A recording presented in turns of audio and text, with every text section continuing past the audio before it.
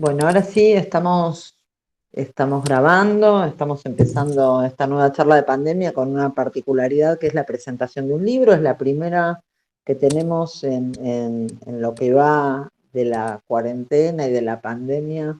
Eh, Hasta ahora lo que tuvimos fueron charlas como más reflexivas en torno a determinados temas y en general protagonizadas por un solo participante. Realmente es un gusto para nosotros que esté uno de los compiladores del libro y dos autores. Bueno, yo les doy simplemente la bienvenida a esta nueva charla de pandemia del Instituto de Investigación en Políticas Públicas y Gobiernos, agradeciendo que siempre podemos contar con ustedes, con Mauro, con Ana, y con Alan, y con todo el resto del equipo, que es realmente gente con la que a veces hacemos algún que otro trabajo conjunto. Y le doy el pase al vicerrector Anselmo Torres para que también dé la bienvenida en nombre de la institución. Buenas tardes en realidad a todos y todas y todes. Nada, decirle que en realidad estoy en una triple función, si se quiere, como vicerrector, pero también porque soy miembro del instituto y además porque el tema me apasiona y me gusta, así que voy a ser más de oyente que de otra cosa. Así que darle la bienvenida precisamente a los expositores y las expositoras, digamos, agradecer a Lila por la organización, agradecer a Goyo, que siempre está al pie del cañón para todas estas actividades, agradecer a Daniela y a Miguel, que son quienes, digamos, van a llevar adelante este conversatorio sobre esta presentación del libro, que como dijo Lila recién, es la primera vez que en este ciclo de charla que organiza el instituto se da una presentación del libro, pero bueno, no es cualquier libro, no solamente porque uno de los compiladores es presidente de la Nación, sino porque además es un tema candente, es un tema, digamos, importante y quizás un tema prioritario para ser abordado en la sociedad en este momento. Así que feliz de que nosotros podamos ser parte de un debate como esto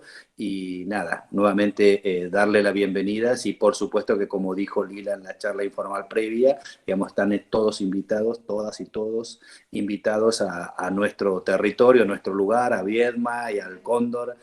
Podrán ver maravillosos lugares de río y mar que no es habitual encontrar en el país. Así que con esto termino, simplemente invitarlos para cuando quieran venir. Adelante, por supuesto, digamos, Miguel o Daniela, que son los que van a continuar con la charla. Bueno, hola. Voy a ser breve. En primer lugar, agradecer a Anselmo, a Lila, al instituto y sobre todo a nuestros invitados, a Mauro, a Ana Clara y a Alan por tener la amabilidad de querer compartir con nosotros esta tarde y presentar este trabajo en varios aspectos que ya nos explicarán. Por las dudas, vamos a hacer un breve repaso de quién es cada uno de ustedes. Les voy a contar, Mauro Benente es doctor en Derecho, ha venido a Viedma, hemos trabajado con él en alguna otra ocasión, es doctor en Derecho por la Universidad de Buenos Aires, es profesor titular regular de Filosofía del Derecho de la Universidad Nacional de José C. Paz, de la UNPAS. Es profesor adjunto regular de Teoría del Estado en la Universidad de Buenos Aires, dirige el Instituto Interdisciplinario de Estudios Constitucionales de la UNPAS, actualmente es vicepresidente del Consejo de la Magistratura de la provincia de Buenos Aires y director ejecutivo de la Unidad de Planificación Estratégica del Ministerio de Justicia y Derechos Humanos de la provincia de Buenos Aires. Ana Clara, tengo una presentación muy corta que da cuenta de solo algunos aspectos de su currículum, como en el caso de Mauro, pero en el caso de Ana Clara, su presentación dice aquí que es magíster, tiene una maestría en Criminal Justice y es profesora de la Universidad Nacional de José C. Paz, de la Universidad de Quilmes y de la UBA. Bueno, ella también está ejerciendo la función pública en estos momentos, está en el Ministerio de las Mujeres, Género y Diversidad de la Nación, y bueno, con Anita también hemos colaborado en otras ocasiones. también ha participado en otra charla de pandemia, así que muchos de ustedes la conocen bien. Y finalmente les presento a Alan Youth. Alan es abogado de la Universidad de Buenos Aires desde el año 2005, es especialista en Derecho Penal también por la Universidad de Buenos Aires, fue coordinador del equipo jurídico de Abuelas de Plaza de Mayo entre el año 2006 y 2019, intervino en decenas de juicios por crímenes de lesa humanidad, entre los que se destaca el proceso por el Plan Sistemático de Apropiación de Niños, impulsó reformas legales e institucionales para acelerar esos procesos, publicó numerosos artículos sobre la temática, desarrolló consultorías en derechos humanos y reforma judicial para organismos nacionales e internacionales, es docente de la UBA y de la Escuela Judicial del Consejo de la Magistratura de la Nación, y recientemente fue designado docente de la asignatura Justicia Transicional y Mecanismos de Reparación frente a graves violaciones a derechos humanos en la Maestría de Ciencias Sociales, Convención en Derechos Humanos de la Universidad Nacional de Córdoba. Así que como ven, como hemos comentado cuando hacíamos la difusión de la presentación de este libro, se trata de 3 jóvenes muy brillantes, así que les cedo la palabra, vamos a comenzar con Mauro, y antes de acabar con esta presentación quiero también saludar a muchas colegas que veo que están conectadas desde otras ciudades y algunas de acá. Está Verónica Picone, que es la directora de la carrera de abogacía, así que también le agradezco la gentileza de conectarse en esta tarde pandémica, saturada de comunicaciones virtuales. Y bueno, estábamos comentando antes de comenzar a grabar, está Silvia Gemureman, está Paola Ceruti, y bueno, no quiero ser injusta, si omito saludar a alguien, sepan disculpar. Le dejo la palabra a Mauro. Gracias. Bueno, buenas tardes. En primer lugar, agradecer a Daniela, a Lila y Anselmo por la invitación. Para mí es un gran placer estar en este caso virtualmente con ustedes en otra actividad que organizamos o que organizan ustedes desde la Universidad Nacional de Río Negro. Como decía Dani, creo que el anteaño hicimos otra presentación de un libro en el que Daniela era una de las coautoras, así que contento que se vaya formando una tradición de tener espacios de intercambio con la Universidad Nacional de Río Negro. Yo quisiera, en primer lugar, resituar y remarcar la importancia de la universidad pública, porque este es un libro que tuvo un origen en la universidad pública. El origen de este libro data de noviembre del 2018, cuando en el marco de un ciclo de actualización de jurisprudencia de la Corte Suprema de Justicia de la Nación, en la Universidad Nacional de José C. Paz, donde Ana también es docente, invitamos a quien en ese momento era el profesor Alberto Fernández. Sí, noviembre de 2018, no estaba, creo que ni en su propia imaginación que iba a ser candidato a presidente. En ese momento invitamos al profesor Alberto Fernández a dictar una charla sobre la jurisprudencia penal de la Corte Suprema de Justicia de la Nación. Y un poco la idea del libro se gestó, o él nos invitó a publicar en un libro que él venía armando, porque con motivo de esa visita nosotros le pudimos compartir algunos resultados de un programa de estudios judiciales que habíamos creado en la universidad en septiembre del año anterior, en septiembre del 2017. Y me parece que esto tiene un punto importante, que es que las universidades que se crearon en los últimos años, La Universidad Nacional de Río Negro es uno de esos casos. Se embanderaron muy rápidamente con una idea que está en la declaración final de la Conferencia Regional de Educación Superior para América Latina y el Caribe, la CRES, del año 2008, que situó a la educación superior como un derecho humano, ¿sí? Eso a nivel mundial es un objeto de disputa, digamos, cómo conceptualizar a la educación superior es un objeto de disputa conceptual y política en el marco de los tratados y convenciones y demás instrumentos que circulan en la órbita de la Organización Mundial de Comercio. La educación superior está incluida como un bien transable en el mercado. Sí, en América Latina, esa Conferencia de Educación Superior de 2008 y la que se desarrolló en 2018 en Córdoba ratificaron lo contrario, ratificaron que la educación superior no es un servicio transable en el mercado, sino que es un derecho humano, que es un deber del Estado.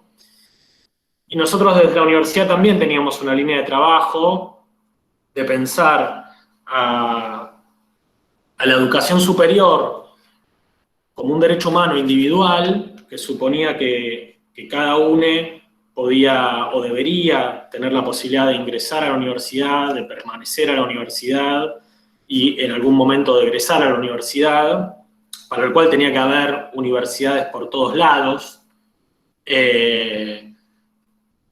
Por ejemplo, tenía que haber una universidad en Viedma. Y en ese sentido, nos parecía que también las universidades no solamente tenían que garantizar el derecho individual de cada uno a ingresar, permanecer y eventualmente egresar, sino también que había que construir una idea de un derecho colectivo a la educación superior, cuyo titular ya no serían cada uno, cada una y cada une de las personas, sino un colectivo, y ese colectivo debería ser el pueblo. En ese sentido nos parecía que pensar una idea de educación superior en un plano colectivo suponía que la universidad tenía que poner sus conocimientos, ¿sí?, la producción de conocimientos, al servicio incluso de aquellos y aquellas que no querían, no deseaban o no les interesaba estudiar, ¿sí? Nos parecía que cuando nosotros llevábamos en distintos ámbitos la bandera de la educación superior como derecho, había que pensarla en una clave individual, pero también de una clave colectiva, en el sentido de que los conocimientos que circularan en la universidad no podían quedarse puertas adentro de la universidad, sino que tenían que ser un insumo para la emancipación de nuestros pueblos.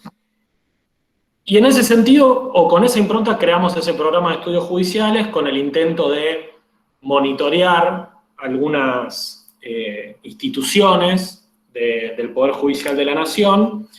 Uno de esos programas de estudio judicial me tocó la tarea de coordinarlo, y un poco en la conversación posterior que tuvimos con Alberto en aquella charla del 2018, lo que le mostramos fueron algunos de esos resultados del programa de estudios judiciales, en particular el dedicado al estudio del Consejo de la Magistratura.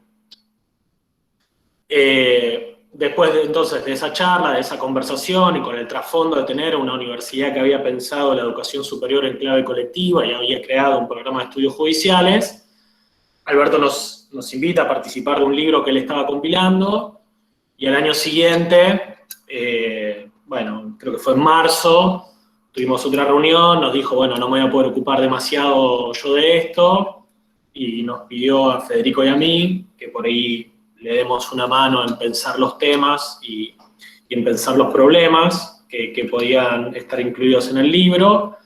Y en ese marco un poco lo que pensamos entre los tres era que había que tener una parte de por ahí demostrar lo que se venía viendo, que era la agudización de algunos problemas estructurales que mostraba el Poder Judicial en el marco del gobierno de Cambiemos, y también algunas cuestiones que eran estrictamente novedosas, ¿sí? Digamos, buena parte de las noticias hacían eco de algunas cuestiones que eran en algún sentido novedosas, cierta criminalización de la política económica, en el caso, por ejemplo, de la causa de dólar futuro, o la criminalización de la política exterior, en el caso del memorándum de entendimiento con la República de Irán. alguna utilización bastante dudosa en términos constitucionales de algunas figuras procesales, que quizás eso sí eran cuestiones relativamente novedosas, pero nos parecía que también había que mostrar algunas cuestiones un poco más estructurales, más de larga data, de los problemas del Poder Judicial. Y un poco por eso el libro combina las dos cosas. El libro combina algunos aspectos y algunos capítulos que muestran aspectos bastante coyunturales de cómo funcionó el Poder Judicial y la política judicial o la política pública en materia judicial durante los años del gobierno de Cambiemos, y me imagino que Alan va a mostrar bastante en ese sentido, digamos, el caso de las políticas de memoria, verdad y justicia en general y de los enjuiciamientos de los responsables de la última dictadura cívico-militar, muestra un poco eso, digamos, cómo el gobierno de Cambiemos marca una discontinuidad bastante fuerte con lo que venía sucediendo en la materia. Pero en otros casos también nos parecía que había algunas cuestiones más estructurales y de larga data, como problemáticas del Poder Judicial, y ahí, por ejemplo, el artículo de Ana lo que hace es eso, es mostrar que hay una cuestión más estructural de cierta cierta despreocupación sistemática, a la vez que utilización sistemática del Poder Judicial respecto a una institución que es la prisión. Entonces, el libro trató, en la medida de lo posible, de combinar estas cuestiones, de mostrar que había algunos aspectos más coyunturales que merecían ser destacados, pero que había que mostrar también que muchos de los problemas que tiene el Poder Judicial son de larga data y que de ninguna manera pueden adjudicarse a un gobierno en particular, sino que obedecen a problemas más estructurales del propio Poder Judicial y de los otros poderes del Estado. En ese marco trabajamos durante el 2019, obviamente con la candidatura de Alberto los tiempos se dilataron, Federico y yo empezamos a trabajar en la campaña electoral del gobernador Axel Kicillof, después los tres asumimos funciones de gestión con distintos niveles de responsabilidad, obviamente Alberto el máximo nivel de responsabilidad, Federico Tea, que es el otro compilador, es el secretario general de la Gobernación y también es representante, como yo, del Ejecutivo en el Consejo de la Magistratura de la provincia. Entonces, bueno, ahí inevitablemente fue más lento todo y finalmente creo que para marzo de este año estaba casi terminado y Alberto decidió publicar el libro ahí en compañía con la presentación del proyecto de ley para la reestructuración de la justicia federal, la creación del Consejo Consultivo para el fortalecimiento del Poder Judicial y el Ministerio Público. Y esto también me parece que es importante destacar, siempre con la idea de mostrar o de tratar de generar una conciencia de que los temas judiciales, los temas del Poder Judicial no pueden ser temas que solamente sean analizados, estudiados, comprendidos por los actores del sistema. ¿Sí? En todo momento la idea de Alberto era de tratar de tener un lenguaje lo menos críptico posible, porque eso creo que varios y varias lo compartimos. Si los temas judiciales solamente son temas que discuten los actores y actoras del sistema, hay pocas chances de que las reformas estructurales que necesita el Poder Judicial se lleven adelante. Esa es un poco, digamos, la cocina del libro, de la justicia acusada. Yo quisiera compartir algunas cuestiones puntuales del tema sobre el que escribí, que en realidad es el tema que nosotros ya le habíamos adelantado en aquella charla que tuvimos en noviembre del 18 con Alberto, que tiene que ver con algunas deficiencias del funcionamiento del Consejo de la Magistratura de la Nación, en dos aspectos. Uno es el proceso de selección de jueces y juezas, y otro es cierto proceso vinculado a la rendición de cuentas de jueces y juezas. Tengo un PowerPoint para proyectar, espero que no se rompa nada. Me dicen si funciona, si no les cuento un poco.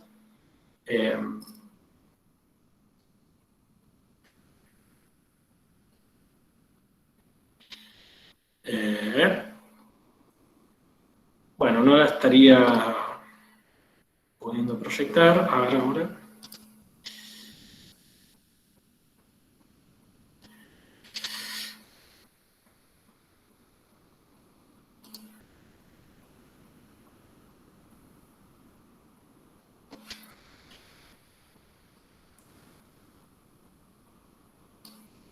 No, creo que alguien me tiene que autorizar, pero no importa. No hay problema, les cuento algunos datos en todo caso. Respecto del proceso de selección de jueces y juezas en el ámbito nacional, el proceso está regulado por la Constitución, por la Ley 24937 y sus modificatorias, y por una resolución del Consejo, que es la 7 del 14, que tiene algunas modificaciones. Básicamente el proceso de selección supone un llamado a concurso, una prueba de oposición escrita, una evaluación de antecedentes a quienes tengan más de 50 puntos en esa prueba, un orden de mérito provisorio, después de ese orden de mérito hay una entrevista con la Comisión de Selección y Escuela Judicial y después se conforma una terna. La terna es enviada al Poder Ejecutivo, el Poder Ejecutivo elige discrecionalmente una persona de esa terna, y esa persona es sometida al acuerdo del Senado. Si hay acuerdo del Senado, después sale un decreto de nombramiento. El primer gran problema que existe en el proceso de selección de jueces y juezas es el problema de la duración del proceso, que después se traduce en vacancias judiciales, y las vacancias se traducen en ciertas anomalías, como son las subrogancias o los traslados, que se podían resolver también de otra manera, digamos, quitando la estructura del juzgado y avanzando a un esquema de colegio de jueces y juezas, pero bueno, teniendo la estructura de juzgado, la sistemática existencia de vacancias en el Poder Judicial y Federal es entre el 22, 23 y 30% de acuerdo a los años en las últimas décadas. En parte está explicada por las demoras que tiene el proceso de conformación de terna. Si uno toma el periodo 2001-2018, se conformaron 771 ternas. De esas, en el marco del equipo de investigación que armamos en la universidad, pudimos completar la trazabilidad desde que se llama a concurso hasta que se conforma la terna de 671 concursos. Si uno revisa los plazos legales, entre que se llama a concurso y se conforma la terna, deberían transcurrir 200 días, 205 días más o menos, y el promedio fue de 667 días. Unos 2 años, un poquito menos, es lo que en promedio demoró en el periodo 2001-2018 formar una terna desde que se convoca el concurso hasta que finalmente se conforma. Y esto después se agrava con ciertas demoras que también existen en el Poder Ejecutivo. También para el periodo 2001-2018 el promedio de duración entre que se recibe la terna del Ejecutivo y se elige una persona candidata es de 1 año, y después el tiempo que pasa entre que el Senado recibe el pliego y finalmente sale el decreto de nombramiento es de casi 300 días. Con lo cual, en promedio, si uno tiene los 3 momentos que mencioné antes, entre que se llama a concurso y finalmente sale el decreto de nombramiento de un juez o de una jueza, el plazo que transcurre es de 1.327 días. Con lo cual ese es uno de los núcleos problemáticos que identificamos en el funcionamiento del Consejo. Otro, y el que me parece que es un poco más importante, sin negar la importancia al primero, tiene que ver con el tipo de perfil de juez o de jueza que de alguna manera se incentiva en el modo en el cual se evalúan los antecedentes y se suministra la prueba de oposición. Esto está regulado por resoluciones del Consejo de la Magistratura. Hay una primera delimitación en cómo se evalúan los antecedentes profesionales hasta 70 puntos, antecedentes académicos hasta 30 puntos. Más allá de algunas delimitaciones, distinciones y demás, que no tengo tiempo para explicar, en la parte de antecedentes profesionales, lo que más cuenta es la antigüedad en cargos de la estructura judicial o del Ministerio Público similares al cargo concursal. Es decir, lo que más cuenta de las cosas que cuentan es tener un cargo judicial o del Ministerio Público parecido al cargo a concursar. Esto en desmedro de otros antecedentes que cuentan mucho menos y de otros antecedentes que directamente no cuentan, ¿sí? Si uno revisa los antecedentes académicos, lo que vemos es que cuentan hasta 10 puntos las publicaciones, hasta 10 la docencia y hasta 10 puntos los posgrados. Esto nos lleva, por ejemplo, a que, para poner un ejemplo, en un concurso de juez o jueza de primera instancia, suma la misma cantidad de puntos tener una antigüedad de 5 años como secretario o secretaria que contar con un doctorado y haber publicado un libro. ¿Esto quiere decir que todos los jueces y las juezas deberían tener un doctorado y haber publicado un libro? No, claramente no. Sí, lo que muestra, de alguna manera, es que el sistema de puntuación incentiva a que quienes tengan más puntaje en la evaluación de antecedentes sean aquellos y aquellas que ya forman parte del sistema judicial o forman parte del Ministerio Público. Esto en desmedro de otro tipo de desarrollos profesionales que están muy subvaluados en comparación con la antigüedad en el marco del Poder Judicial y el Ministerio Público, y después otros que directamente no están ni calificados, ¿sí? Vuelvo al caso de la institución universitaria, para poner un ejemplo, la dirección de proyectos de vinculación universitaria o de extensión, que en general tiene que ver con los perfiles profesionales más interesados con los sectores populares, o el desarrollo profesional como abogado en los patrocinios jurídicos gratuitos, directamente no están mencionados como criterios o como aspectos a valorar.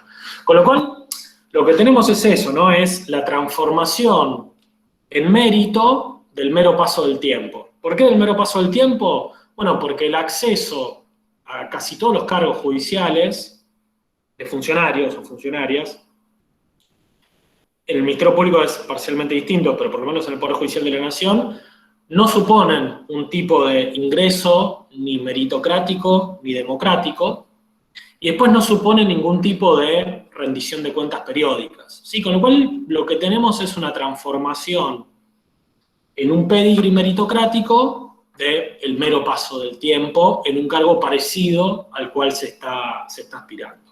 Esto, insisto, en desmedro de otras trayectorias profesionales que están muy subvaloradas o directamente no entran en el conteo de los antecedentes.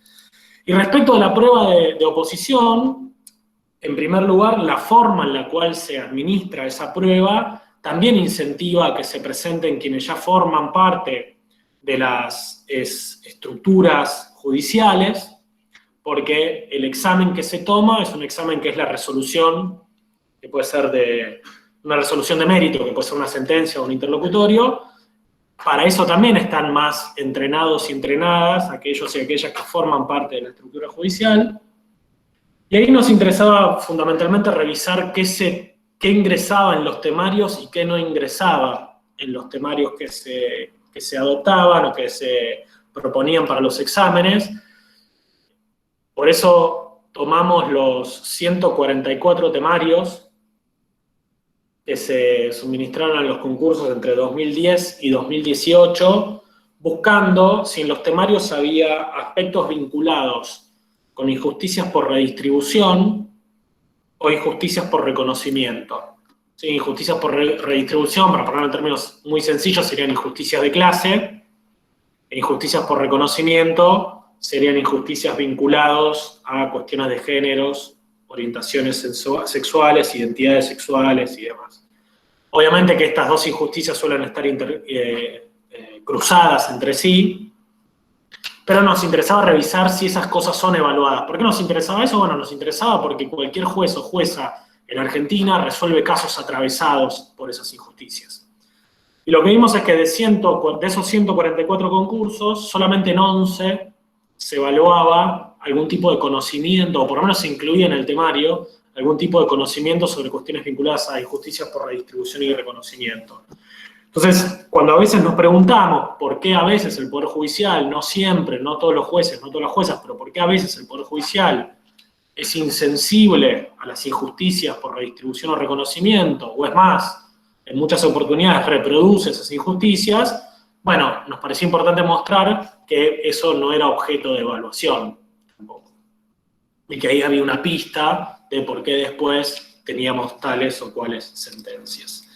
Y después de esa, digamos, de esa problemática, creo yo, medición de antecedentes y de esa problemática, de ese problemático suministro de la prueba de oposición, se forma un orden de mérito provisorio y después hay una entrevista en el marco de la Comisión de Selección y Escuela Judicial que puede cambiar ese orden de mérito.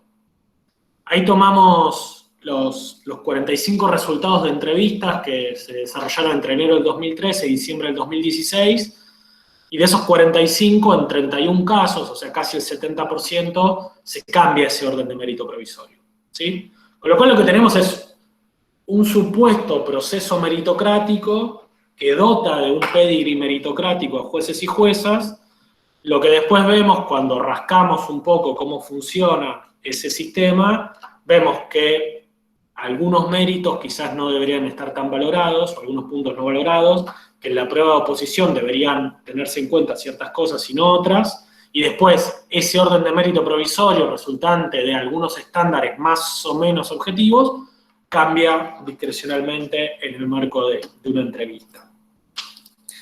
Y el otro punto, con esto voy a ser más breve para no extenderme demasiado y poder ir cerrando, que nos interesaba del funcionamiento del Consejo de la Magistratura, tenía que ver con la rendición de cuentas de jueces y juezas. Porque nosotros podemos tener el mejor sistema de selección del mundo, podemos ponernos de acuerdo en qué perfil de jueza o juez queremos y ordenar todo el sistema de selección en esos términos, pero con cargos que son vitalicios, no es fácil garantizarse que ese juez o jueza que nos parecía espléndido o espléndida cuando fue nombrado o nombrada, mantenga ese brillo durante sus 20, 30, 40 años de ejercicio de la profesión. Entonces nos interesaba un poco revisar el tipo de rendición de cuentas, que en términos de diseño es muy problemático, que funciona en la órbita del Consejo de la Magistratura. Es decir, los jueces y las juezas no tienen rendición de cuentas vertical, no rinden cuentas ante el electorado, rinden cuentas de modo horizontal muy parcialmente cuando se presenta algún tipo de denuncia en el Consejo de la Magistratura. El Consejo de la Magistratura, cuando recibe una denuncia, puede aplicar sanciones, puede acusar por juicio político, por mal desempeño o delito en el ejercicio de las funciones y ser después juzgada esa persona en el jurado de enjuiciamiento, o puede desestimar la denuncia. Una primera fotografía que uno tiene del Consejo en este punto es que en comparación con el mecanismo anterior, que era el mecanismo de juicio político, el Consejo de la Magistratura acusó más oportunidades por juicio político, por mal desempeño en 12 años de funcionamiento que en toda la historia de los juicios políticos. En total, hubieron desde 1853 a 1998 22 acusaciones por mal desempeño en el marco de la Cámara de Diputados, y después el Senado destituyó en 16 oportunidades y confirmó en el cargo en otras 6, con lo cual el mecanismo de juicio político era un mecanismo institucionalmente muy costoso para poner en práctica, en comparación con el del Consejo de la Magistratura, que en 12 años realizó 36 acusaciones. En algunos casos se tradujo en destituciones, en otras en confirmaciones, después puedo comentar algo más, pero lo que nos interesaba ahí era revisar dos cosas: qué era lo que meritaba una destitución, que en general son cosas muy graves, y quizás lo segundo es si había algún tipo de llamado de atención o algo por el estilo, en casos que quizás no eran tan graves y que no meritaban una destitución, pero sí habilitaban o ameritaban algún tipo de llamado de atención, aplicación de multas o de resolución de las faltas informadas. En toda la historia el Consejo aplicó 45 sanciones, de las cuales 28 fueron advertencias y 17 multas. Eso es difícil de saber si no sabemos cuántas denuncias se resuelven. Entonces lo que hicimos fue revisar todas las resoluciones que tomó el Consejo de la Magistratura entre el 2014 y el 2017, 1 de enero del 2014, 31 de diciembre del 2017, y revisar cuántas resoluciones por denuncias contra jueces y juezas se habían adoptado. Ese total es de 1.126, o sea, en esos años, esos 4 años, el Consejo resolvió 1.126 denuncias por mal desempeño o delito en el ejercicio de las funciones y aplicó solamente 2 sanciones. Sobre esto se pueden derivar un montón de conclusiones. Obviamente que no todas esas denuncias tenían que ser resueltas en términos de una aplicación de sanción, pero sí que debería ser un llamado a atención tener un sistema burocrático que reciba 1.126 denuncias y que se entienda que solamente en 2 casos había algo para llamar la atención. Entonces, para ir cerrando y no abusar más del tiempo, un poco lo que trabajábamos en su momento en el programa de estudios judiciales y que después en parte se transformaron en capítulos del libro tenía que ver con eso, ¿no? Con algunos déficits en el proceso de selección de jueces y juezas, en lo que tiene que ver de cómo se toman los antecedentes, qué cosas cuentan, cuáles no, qué cosas se evalúan, cuáles no, y después en un escenario donde no tenemos mecanismos de rendición de cuentas respecto de jueces y juezas, cómo estaba funcionando el sistema de recepción de denuncias en el Consejo, trámite y qué resolución se estaba dando. Bueno, agradeciendo nuevamente a Daniela, a Anselmo, a Lila y la Universidad Nacional de Río Negro, doy entonces por finalizada esta exposición y paso la palabra a, no sé si a Dani o a Ana o a Alan.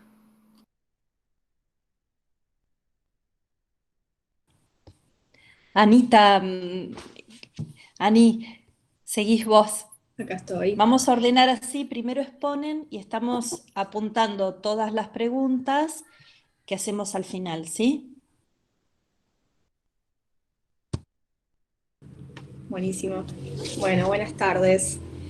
También agradecer la invitación a Dani y al equipo del instituto, a la Universidad también Nacional de Río Negro, que tan cálidamente ya me ha recibido algunas veces, en forma virtual, lamentablemente, por ahora. Bueno, a Mauro también por la invitación a escribir en este libro, que ya parece un poco distópico en el sentido del tiempo que pasó, que no hace tanto, pero bueno, parece que ya hubiera sido otra era. En particular, bueno, con esta cuestión que trato en el libro, que digamos, el artículo trata sobre la cuestión carcelaria y un poco la idea era, bueno, contarles también cómo surgió esta participación y lo que está ahí plasmado, y también un poco, bueno, tratar de pensarlo en clave de lo que sucedió a partir de marzo de este año, también con relación a la cárcel y algunas de las ideas o propuestas que estaban plasmadas en este artículo. Bueno, el artículo lo escribí recogiendo un poco unos 10 años o un poco más de experiencia y de militancia también, y de estudio académico sobre la cuestión carcelaria.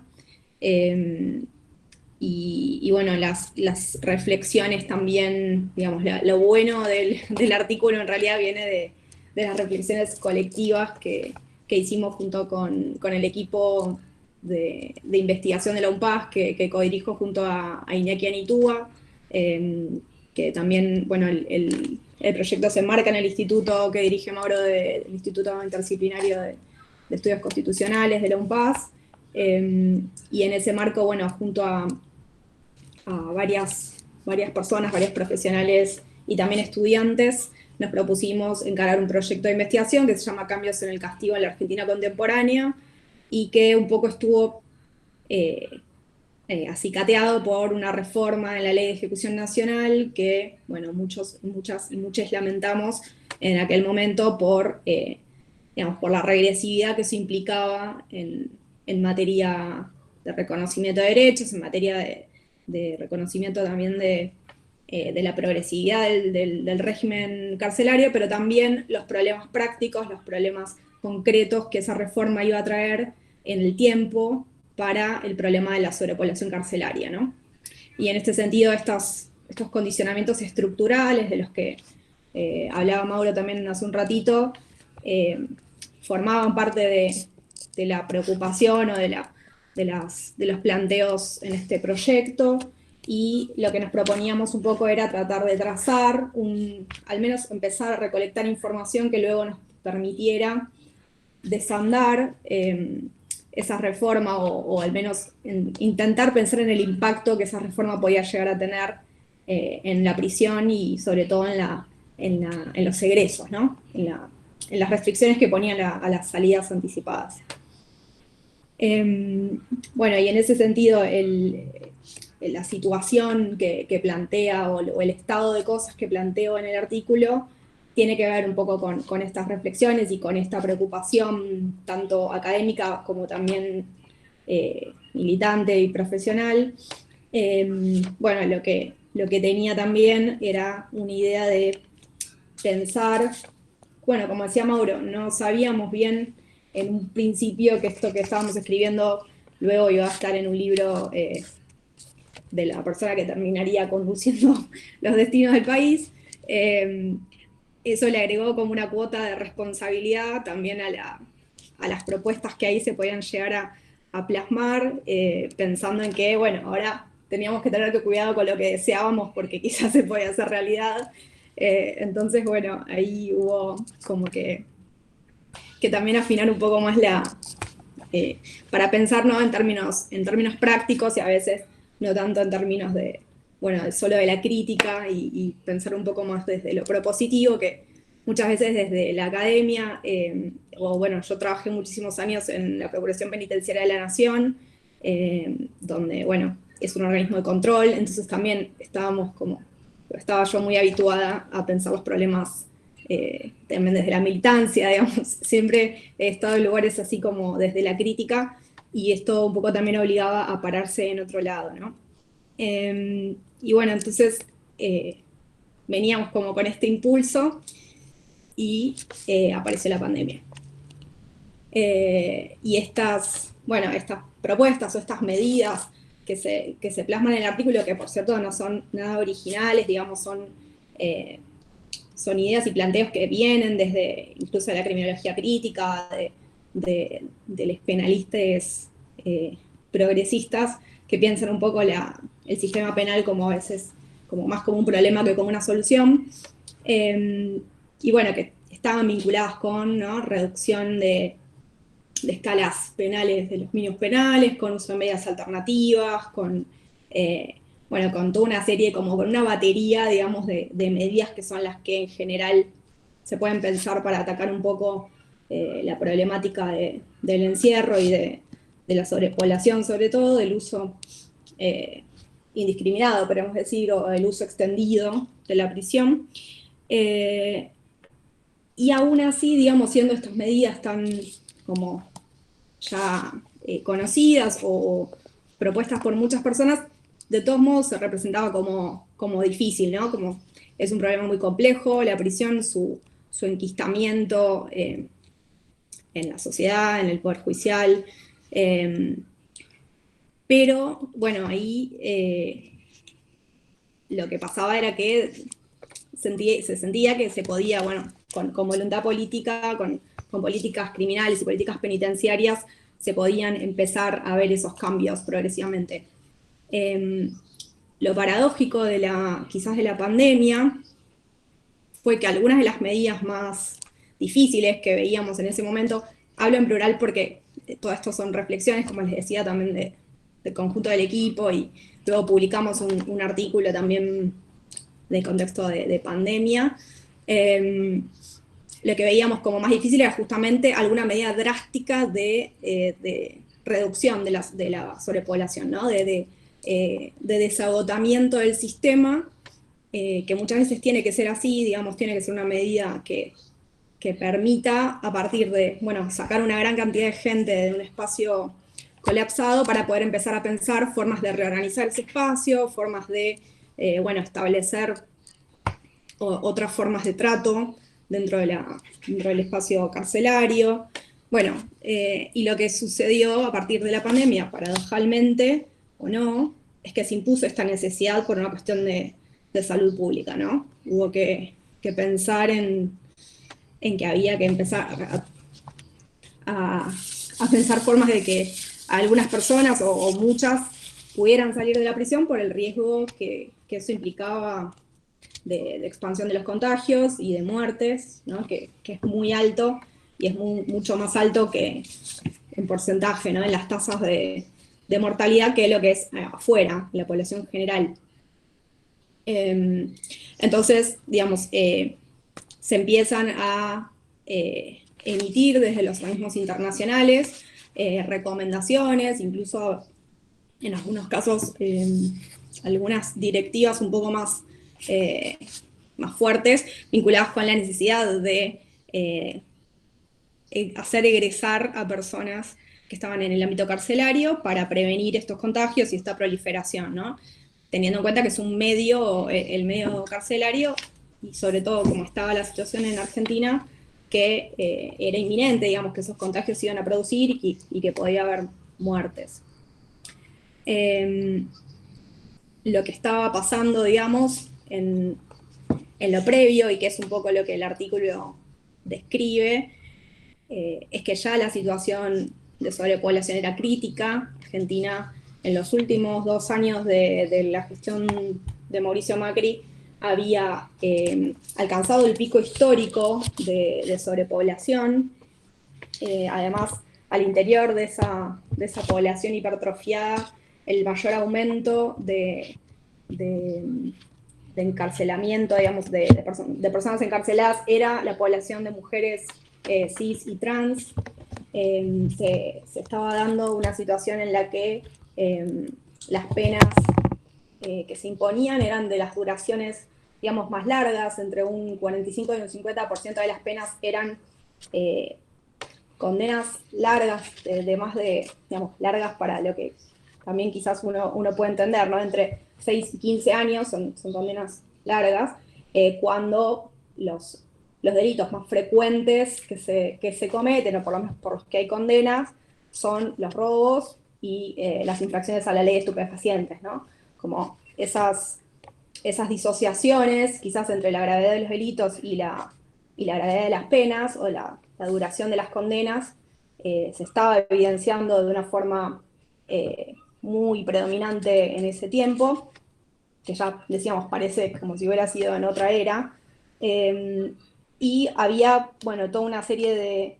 de problemas derivados, obviamente, de esa sobrepoblación, bueno, vinculada con aumentos de conflictividad al interior de las cárceles, con aumentos de cuestiones vinculadas con la violencia, con la represión de protestas y, digamos, los mal llamados motines, con represión de reclamos, digamos, por acceso a derechos de las personas privadas de libertad, que, bueno, estaban generando un caldo ahí como muy, una caja de pólvora bastante compleja, y que este justamente también es el escenario con el que se encuentra, bueno, el gobernador Kicillof cuando asume. Me acuerdo que en ese momento hablábamos con Mauro en alguna oportunidad por las mesas de diálogo que se estaban dando. Había una situación muy compleja al interior de las prisiones, con las demandas y con justamente la posibilidad de que estallaran conflictos violentos, y que eso, bueno, produjera muchos daños. Entonces, digamos, este era un poco el escenario con el que se encontraba este gobierno, que no solo el de Axel, sino también el de Alberto, que se encontraba en ese momento, y que parecía un poco, digamos, inabarcable, o que al menos estas propuestas que hacíamos acá parecía que iban a venir dentro de muchísimo tiempo. Algunas de ellas, como esta que les digo, de una necesidad de liberar, que esa fue la palabra que luego causó como tanto revuelo, de liberar personas privadas de libertad por una cuestión de salud pública, por preservar, digamos, derechos humanos como la vida, o la integridad, o la salud, se volvieron una necesidad, estaban legitimadas por organismos internacionales, en varios países, incluso países con poblaciones carcelarias enormes, como es Brasil, las aplicaron. Digamos, hubo liberaciones o egresos anticipados de personas privadas de libertad, también en Estados Unidos, el mayor encarcelador del mundo, se vio obligado a adoptar estas medidas para evitar muertes y contagios. Sin embargo, eso en Argentina fue un gran problema, fue un objeto de ataques mediáticos muy fuertes. Bueno, ustedes recordarán todo este momento cuando, digamos, el presidente fue cuestionado, también hubo una utilización política de los medios de este problema y, digamos, el punitivismo que arraiga en muchos corazones fue bastante acicateado por los medios hegemónicos y, digamos, se asentó sobre una tradición larga de impunidad en nuestro país, ¿no? Una larga historia que supongo que Alan va a hacer referencia, pero nada, había como esta relación directa, ¿no? Entre la cárcel y la justicia, o la cárcel y la lucha contra la impunidad, sobre todo asociada a personajes más políticos que estaban privados de libertad y que quizás también por cuestiones de edad debían ser, debían egresar en función de arrestos domiciliarios, que ni siquiera tampoco era una liberación. Pero bueno, todo esto de algún modo puso trabas a estas medidas que parecían que eran lógicas y que eran obvias que había que establecer. Y un poco el artículo, como arranca, o cuál es un poco la idea, así más para llevarlo a lo llano, esto que decía Mauro también, bueno, fue difícil tratar de traducir estas cosas en términos más llanos, y la verdad que fue un desafío interesante, pero un poco la idea de la que parte del artículo es tratar de disociar esta correlación directa que hay, ¿no? entre justicia y cárcel, que por un lado está, digamos, muy presente en el imaginario quizás de, bueno, si no hay una condena, si no hay alguien que va preso o presa, ahí no hay justicia. Y por otro, tratar un poco de mostrar con datos cómo, digamos, la cantidad de personas presas o el hecho de que las personas vayan presas y cómo viven ahí, tiene que ver con decisiones políticas, con decisiones de política criminal, con decisiones de política penitenciaria, pero a la vez lo que muestra un poco también es esta disociación del poder judicial respecto de la cárcel, a pesar de que la usa todo el tiempo. Así que como en este juego de, digamos, quizás de contradicciones o no, es un poco que se basa lo que aprendemos en el artículo. Como decíamos recién, este uso permanente de la cárcel, a la vez que se le da la espalda a lo que sucede ahí adentro, habla un poco también de cómo están formados los jueces y las juezas, de cómo se tratan estas cuestiones incluso en las facultades de Derecho, desde el proyecto de investigación, pero también desde las tareas docentes. Nosotros y nosotras tratamos de transmitir un poco estas preocupaciones, estas experiencias, y en ese sentido, quizás también era aportar a la idea de que hay una responsabilidad conjunta, digamos, que si bien desde el Poder Judicial, del Poder Ejecutivo al Poder Legislativo se pueden traccionar o se pueden plantear modificaciones y cambios, el Poder Judicial no puede ser un actor que siempre quede, por fuera o en forma autónoma, tomando definiciones, porque eso a veces, lejos de contribuir a esta independencia, ¿no? Esta tan vapuleada pero tan nombrada independencia judicial, muchas veces termina siendo un bastión de preservación de esos problemas y de ese enquistamiento de problemas estructurales como el de la prisión. Así que, yo también dejo por acá y de vuelta les agradezco le paso la palabra a Alan. Bueno, muchas gracias, Ana. Muchas gracias a la universidad también por la invitación, esta charla, este encuentro. Creo que los temas que pusieron Mauro y Anita dan para una charla en sí misma, ¿no? Más larga, y lo primero que tengo para decir, o sea, es que tengo muchas cosas para decir sobre lo que contaron ellos, así que voy a tratar de abreviar un poco de mi intervención también para favorecer ese debate que ya me anoto para el debate posterior también, y ahí arrancó con una acotación, digamos, de la presentación institucional, perdón, que se hacía al inicio. Bueno, actualmente también soy secretario ejecutivo del Comité Nacional para la Prevención de la Tortura, así que desde ya me toca, o tengo mucho interés por lo que acaba de contar Anita, y en eso vengo trabajando. Quizás no lo pasé para la difusión que se haría por una cuestión simplemente de prudencia institucional, ¿no? Por el rol que implica, bueno, tener algún tipo a veces de cuidados con lo que se interpreta como una actividad institucional y que no. Y también tengo alguna experiencia personal en concursos y viviendo desde lo que significa desde afuera, si se quiere, desde la profesión, desde el trabajo, la militancia, el activismo en derechos humanos, lidiar con este tipo de instituciones y procesos, y así que nada, quería hacer esos comentarios y me muerdo un poco la lengua y me los guardo para después. Yo, bueno, escribí en este libro por invitación justamente de Mauro, de Federico, sobre el proceso de memoria, verdad y justicia, que es a lo que me dediqué centralmente en los últimos 15 años, 14, 15 años de mi vida, por militancia y profesión, justamente. Cuando me acercaron la propuesta de escribir, o sea, el planteo fue un poco, bueno, plantear las regresiones en materia de derechos humanos durante la gestión de Cambiemos.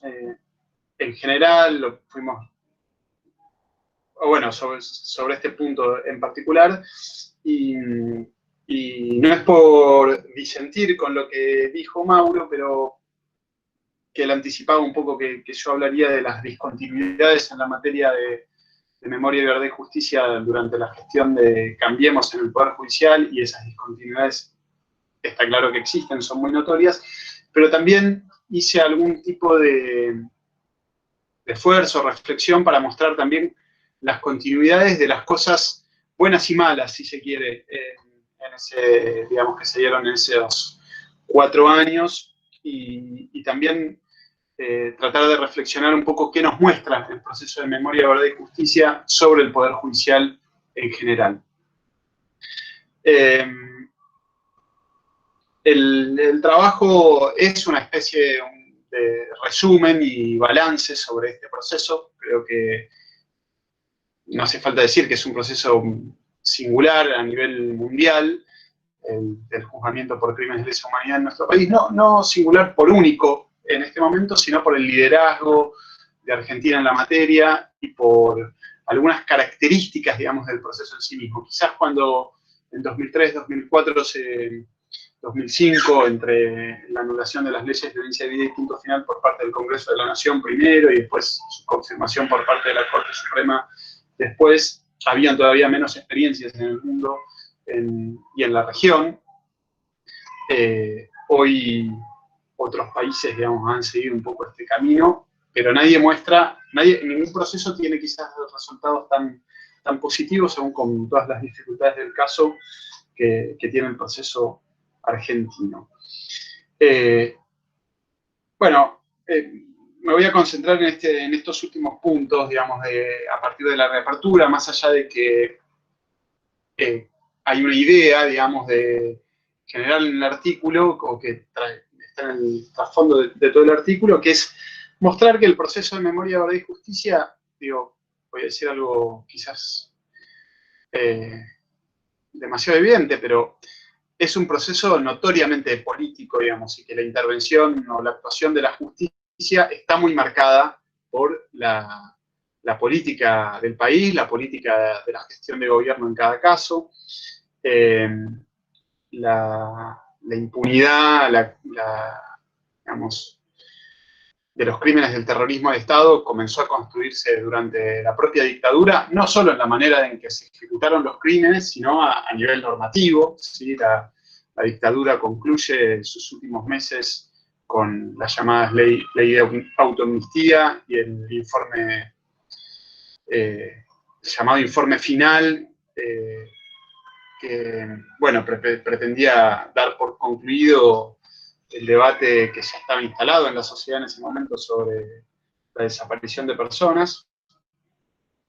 Y ciertamente, todos sabemos, uno de los primeros actos de gobierno del presidente Alfonsín fue disponer el inicio de procesos penales a través del Procurador General de la Nación, que en ese entonces no tenía autonomía, tenía dependencia directa de la presidencia. Por un lado, iniciar procesos a los miembros de las organizaciones armadas,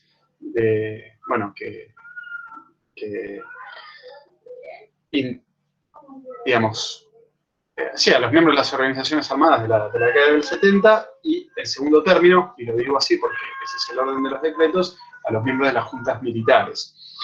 Y en paralelo, se trató en el Congreso Nacional, se dispuso la anulación de la ley de autoamnistía. Obviamente, esto ya traía una lectura sobre los hechos de la década del 70, ¿no? El disponer también el juzgamiento o el inicio de procesos a los miembros de las organizaciones armadas, y eso se va a ver en todo ese periodo de juzgamiento. De esta primera etapa, digamos, de la etapa alfonsinista, lo que me interesa remarcar acá es que ya se marca de alguna manera las líneas centrales del proceso de memoria, verdad y justicia, y a mi criterio acertadamente, en cuanto a que ese proceso se iba a hacer respetando los principios del juez natural y de ley y de legalidad, perdón, disculpen, ahora hay muchas reuniones de Zoom, y el principio de legalidad. No sé si no quiero caer en expresiones muy lebuleyas, si no se entiende lo que es el principio de legalidad, me dicen, pero básicamente el principio de legalidad lo podríamos, y es algo que tratamos de evitar en el libro, ¿no? Justamente lo podríamos resumir en que los juicios se van a realizar de acuerdo a la ley, en este caso tanto penal, sustantiva, prevista de manera previa a que los hechos fueran realizados, es decir, con la misma ley que rige para el resto de las personas, y lo mismo en cuanto al procedimiento. Eso incluso implicaba que el procedimiento, o sea, quiero decir, no se disponían leyes posteriores, leyes ex post facto, leyes especiales. El ejemplo prototípico de leyes ex post es el de Nuremberg, en procesos de características, digamos, de crímenes, de juzgamiento de crímenes de masa, y luego hay muchos más a nivel comparado. Aquí se toma la decisión de hacerlo con las leyes ya vigentes desde antes de que la dictadura se hiciera del poder y cometiera sus crímenes.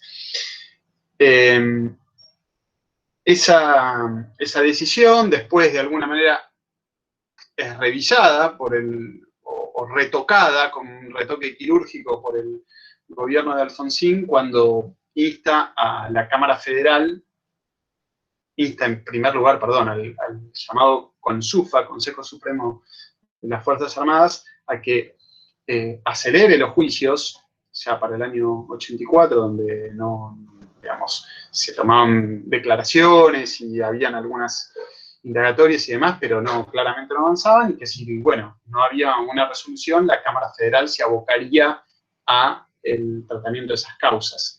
Es un pequeño ajuste, si se quiere, y algunas discusiones hay sobre eso, si eso implica una violación del principio del juez natural o no, y al principio de legalidad, que en su momento fueron, claro, esto da después lugar a la causa 13, como comenta Raúl ahí, que fueron saldadas por la Corte convalidando esas decisiones. Luego, todos saben, vienen las leyes de juicio a las juntas, la causa 13, porque precisamente las Fuerzas Armadas no concretan el juzgamiento por sí mismas de sus actos. Luego las leyes de obediencia de vida, punto final, los indultos. En los 90 comienza, o no en los 90, pero es un periodo muy marcada resistencia, ¿no?, frente a este marco de impunidad, con estrategias en el plano internacional, nacional, con, bueno, se mencionó en la presentación, yo tuve el honor, la suerte de participar del proceso por el Plan Sistemático de Apropiación de Niños, en el juicio que concluyó con la condena a Videla por esta práctica sistemática, proceso que se inició en la década del 90, el 96, cuando yo estaba. Creo que esto refleja también un poco los tiempos del Poder Judicial, ¿no? Yo todavía ni empezaba a estudiar Derecho, y ya la causa estaba abierta y terminé estando en el juicio oral. En fin, lo marco porque fue un proceso emblemático que en su inicio permitió empezar a derribar también un poco ese muro de impunidad, aprovechando un resquicio que dejaban las leyes de obediencia de vida y punto final, que excluían a los casos de apropiación de niños de su, digamos, del marco de impunidad. En fin, estas características, digamos, y estos antecedentes de lo que pasó en la década del 80 y 90 también sirven para entender una decisión clave que se toma, si acaso, digamos, podemos identificarlo, ¿no?, digamos, como tal, ¿no?, como tal, digamos. Podemos hasta discutir si hay una decisión expresa en este sentido, pero lo que es seguro es que no hay una decisión en contrario. Al momento de reabrirse los juicios por crímenes de lesa humanidad, primero por una decisión del Congreso Nacional de anular las leyes de obediencia de vida y punto final, y luego con la convalidación de la Corte, digamos, de esa ley dictada por el Congreso y la declaración de inconstitucionalidad de las leyes de obediencia de vida y punto final, no hubo una política de justamente diseñar leyes especiales ex post de procedimiento, ni mucho menos de fondo. Y esto, a mi manera de ver, es un elemento muy importante del proceso de memoria, verdad y justicia, que lo dotó de muchísima legitimidad, de una legitimidad política muy fuerte, y es el principal activo del proceso en términos de cuidado de su, bueno, sí, de protección a futuro, por así decirlo. Y creo que fue también lo que nos permitió pasar estos 4 años de la gestión de Cambiemos con el final, al final de cuentas, bastante buenos resultados.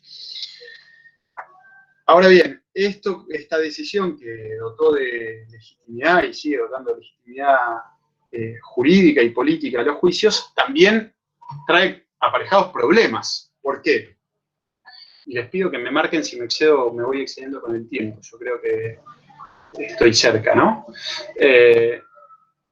¿Por qué decía, trajo aparejados también, trajo muchos costos esta decisión de hacer los juicios con el Código Procesal Penal que rige para cualquier delito que se cometa en nuestro país y con los jueces naturales, los jueces que juzgan también cualquier otro tipo de delitos?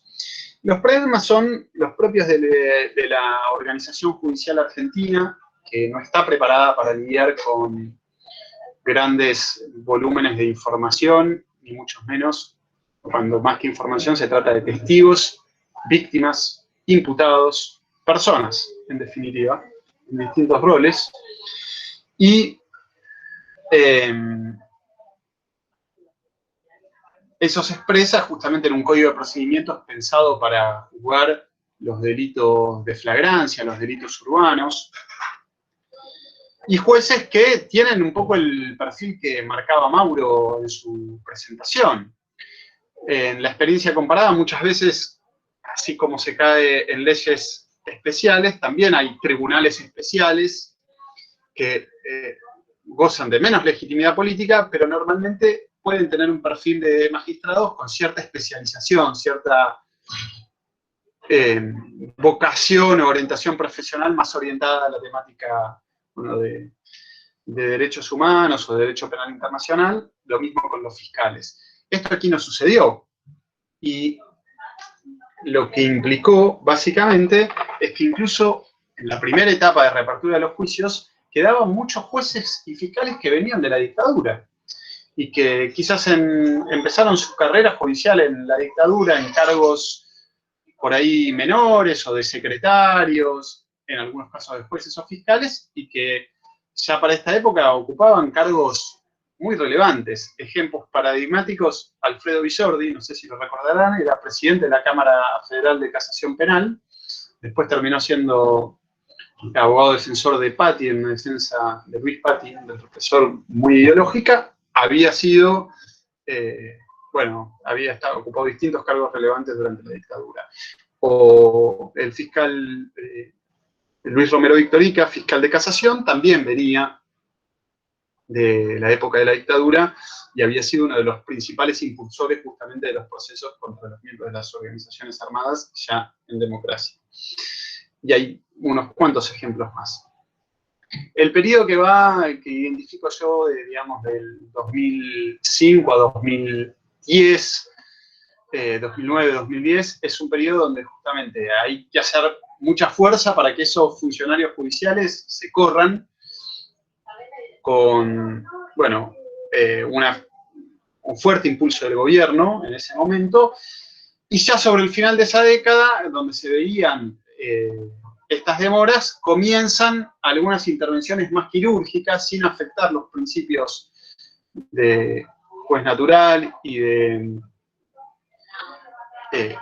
legalidad, pero bueno, se busca a través de algunas reformas judiciales provocar una aceleración en los juicios. Se decía en la presentación, bueno, que yo participé o contribuí de algunas de esas reformas, pero digamos, claramente me exceden, algunas las enuncio brevemente, tenían que ver con la creación de nuevos tribunales orales, de una nueva Cámara de Casación, todas cuestiones que en la ley estaban planteadas para ser resueltas en 180 días. Mauro contaba que 3 años se tarda en concluir un concurso, ¿no? Desde el inicio hasta la designación.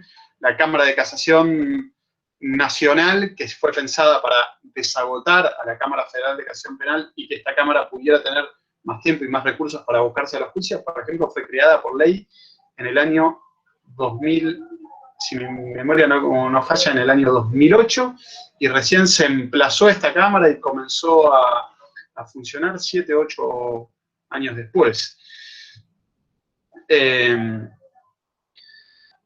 Se crea en el ámbito del Ministerio Público Fiscal una unidad especializada para casos de lesa humanidad, que empieza a tener algunas facultades para jugar un poco en la designación de fiscales que intervengan en estos casos. Perdón. Gaby, por favor.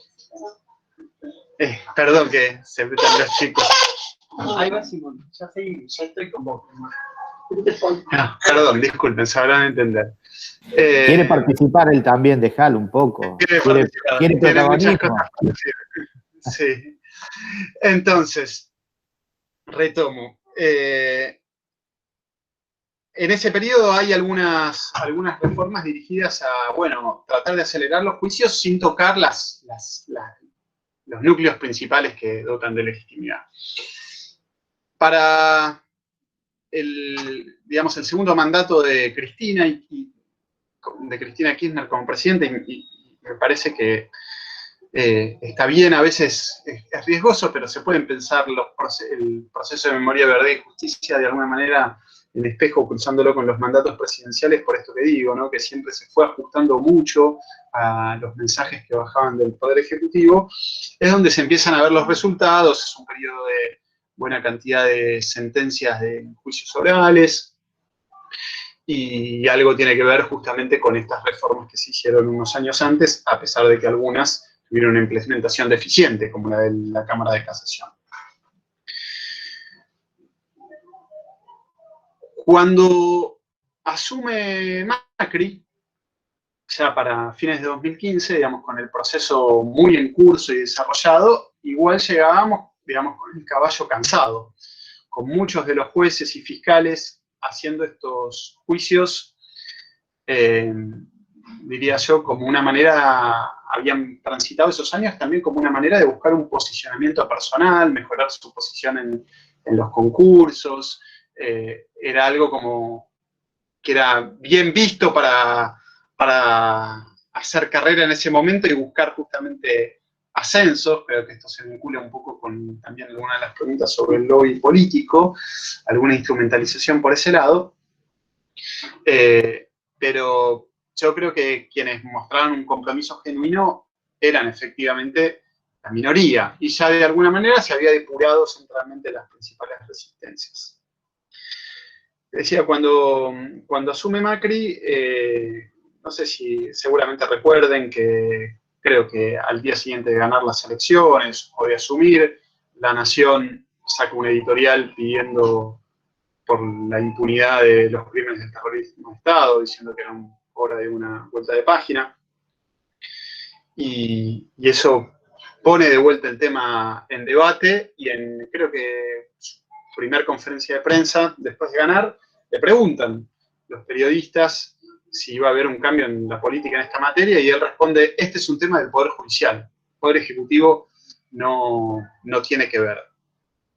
Bueno, y la verdad es que obviamente el juzgamiento es un tema del Poder Judicial, pero el proceso de memoria, verdad y justicia es más amplio que el juzgamiento, es también la construcción de sitios de memoria, preservación de la prueba, hay instancias de colaboración del Poder Ejecutivo y distintas agencias de gobierno con el Poder Judicial.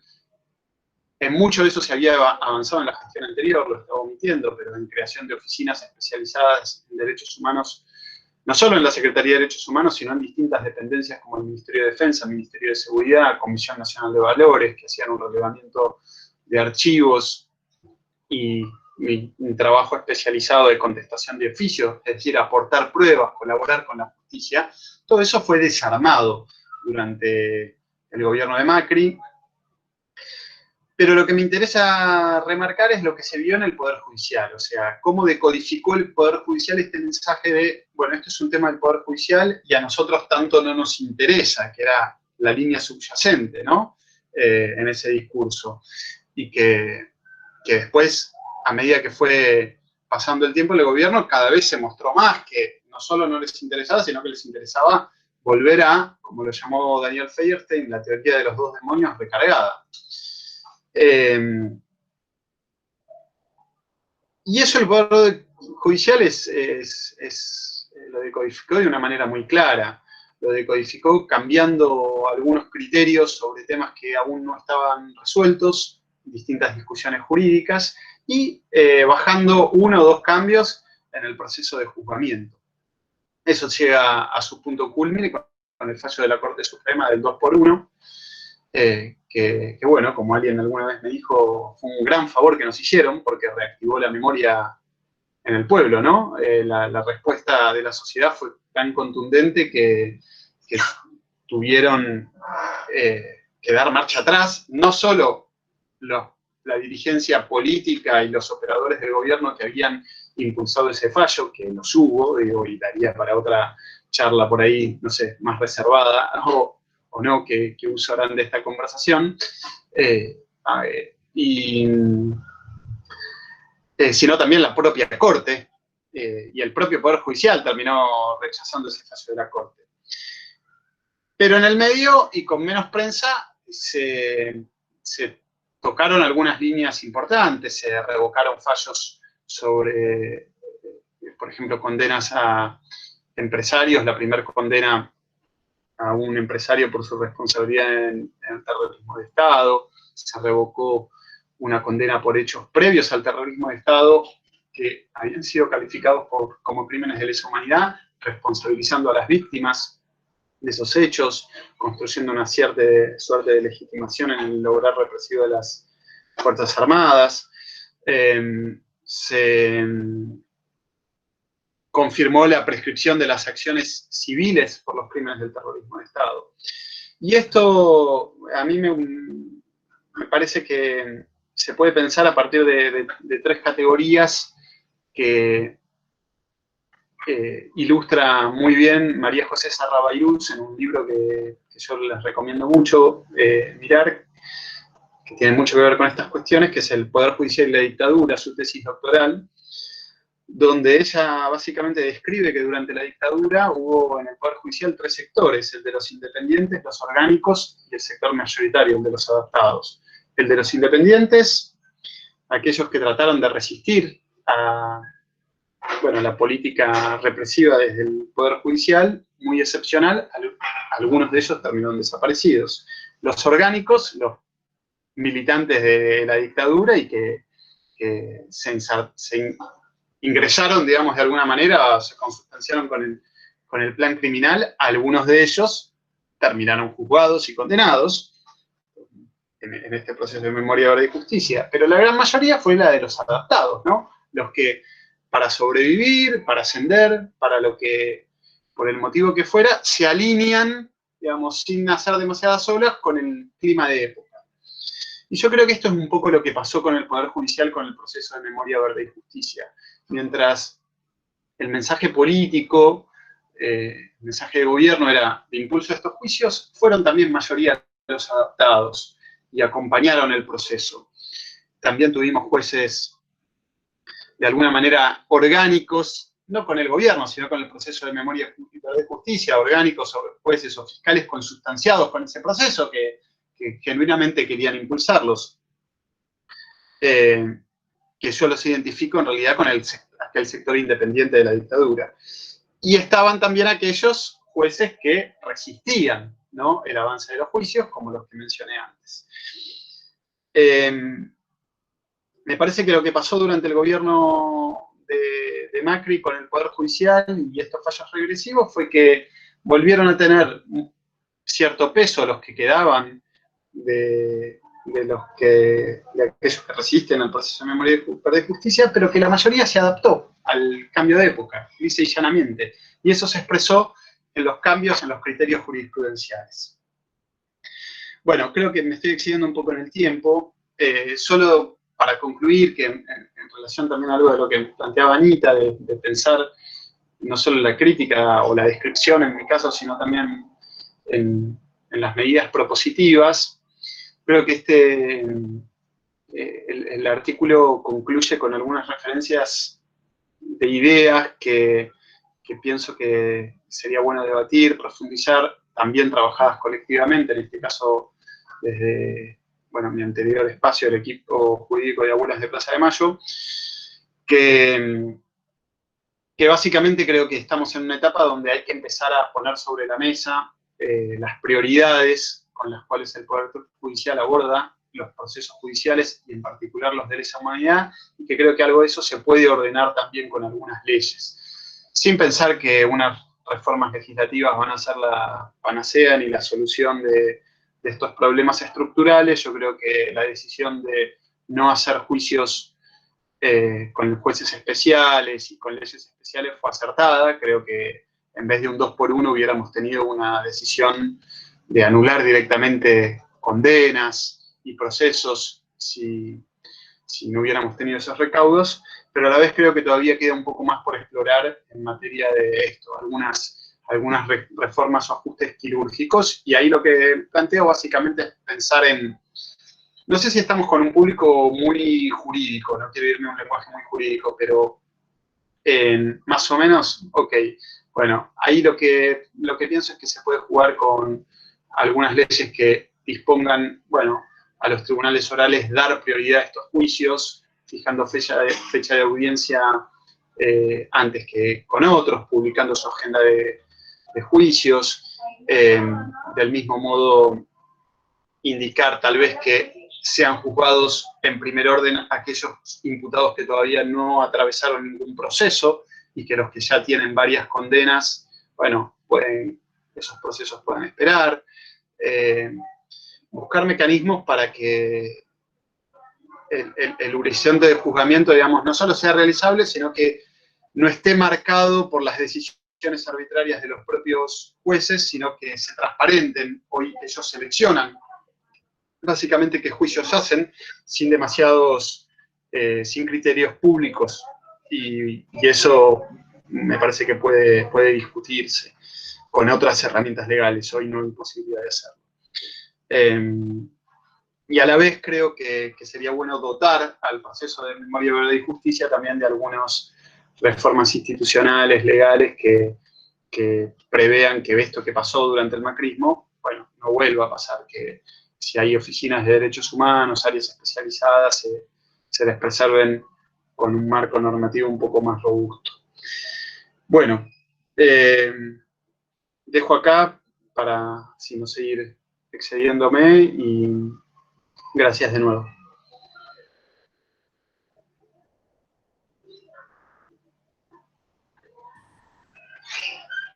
Bueno, mil gracias. Ahí Miguel nos va a ayudar, él estaba mirando el chat, hay unas cuantas preguntas. Luba se durmió una siesta, ahora se está despertando, así que yo le cedo la palabra a Miguel, que va a organizar estas preguntas del público. Después, si tengo tiempo, al final voy a hacer una. Bueno, buenas tardes. Hay un par de preguntas para Mauro, que tienen que... La primera de ellas es si efectivamente cuando se designan los jueces en el concurso, ¿qué peso tuvo el lobby político post-entrevista?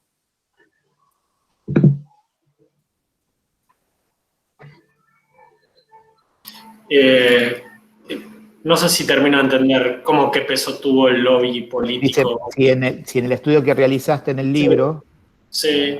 Estudiaron los casos de los magistrados efectivamente designados, ¿qué peso tuvo el lobby político post-entrevista? Digamos, la entrevista de la audiencia, ¿cómo manejaron, entiendo yo, por ahí el puntaje? Silvia, abrí el micrófono, estás muteada, tenés silenciado. ¿Puedo explicarlo un poquito, Mauro? Sí, claro. Sí, me gustaría que cuentes si en ese estudio que hicieron en trazabilidad de los casos que tomaron, los casos exitosos que efectivamente llegaron a ser designados después de haber atravesado todo el proceso, si hicieron alguna entrevista con los jueces efectivamente designados para ver qué había sucedido, porque la queja que hacen muchos que pasan por todos estos procesos tortuosos, como decís, primero de examen, de oposición, de entrevista y demás, es que ellos hicieron todo lo que tenían que hacer, pero que después ya no depende de ellos, que hay una parte que se juega en una esfera donde pesan los capitales en términos de alianzas políticas, etcétera. Quería saber si habías podido estudiar eso. Sí, creo que ahora entiendo. Hay como dos cosas a tener en cuenta. Uno es el propio momento de la entrevista, porque la entrevista es la que te permite cambiar discrecionalmente el orden de mérito que ya venía armado. La entrevista tiene que estar fundada de por qué cambia el orden de mérito. Ahora, eso es una plancha. Dicen que el candidato tal se mostró más sólido en ciertas cosas, que tal candidato se mostró más dubitativo. Algunas cosas que eran como medio escandalosas, que se escriben, usó mejor el tiempo. Lo que nosotros ahí un poco vimos es que cuando se dan los argumentos de por qué se cambia ese orden de mérito, o son cosas que son como imposibles de medir, o son cosas que se solapan con temas que deberían ser evaluados. Porque algunos te ponen, bueno, mostró un buen conocimiento de la jurisprudencia de la Corte Interamericana en materia de tal cosa. Para mí eso está buenísimo que se evalúe, pero eso evalúenlo en el examen escrito de modo anónimo.